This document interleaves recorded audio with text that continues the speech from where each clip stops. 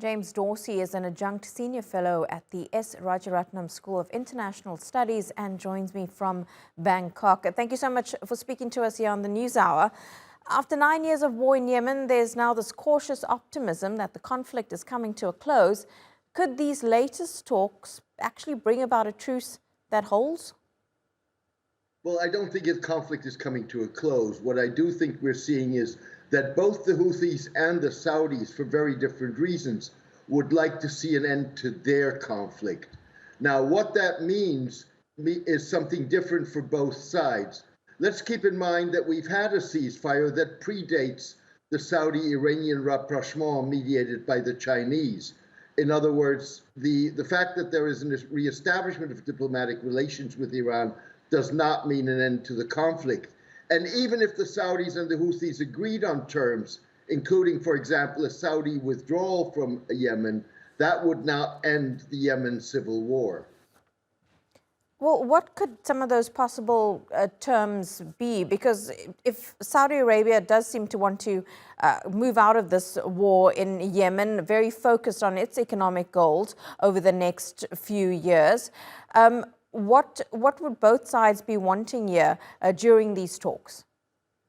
Well, what Saudi Arabia clearly wants, as you already indicated, is stability and calm on its borders so that does not impact the investment climate in Saudi Arabia and allows the Crown Prince to move forward with his economic reform and social reform plans. What the Houthis want is a very different thing.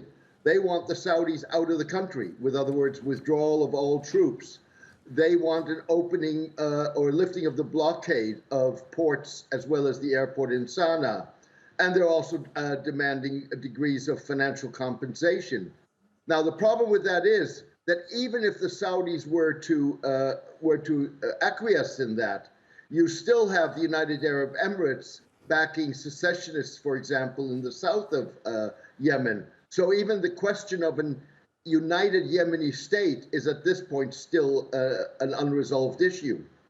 James, what does that then mean for the people of Yemen? They've suffered for the last 9 years. The UN says it's the world's worst man-made humanitarian crisis. Could things at least be getting a little better for them over the next few years, hopefully? The Yemenis obviously have paid a horrendous price.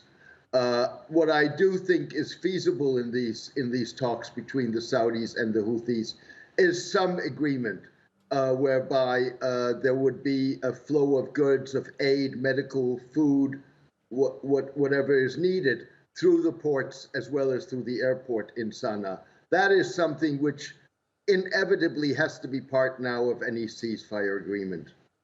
And how significant in all of this is the fact that China has been involved in talks between those longtime adversaries, Saudi Arabia and Iran? These latest talks, of course, facilitated by Oman, but China has been involved in getting Saudi Arabia and Iran to the table to try and end the tensions between them.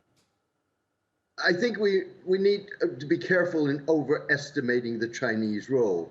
With other words, China brokered the restoration of diplomatic relations after the two sides who had been discussing this under the auspices of Iraq and Oman for the past 2 years. So this didn't suddenly come out of the blue. By the same token, I think many analysts make an assumption that the relationship between the Houthis and the Iranian is a Simon Says relationship. With other words, Tehran says, Houthis jump. That's not the way that relationship is. The Houthis have a significant agency of their own, and they will act in their own interests more than they will act in Iranian interests. James Dorsey, good to get your analysis. Thank you so much. Thank you for having me. Always a pleasure.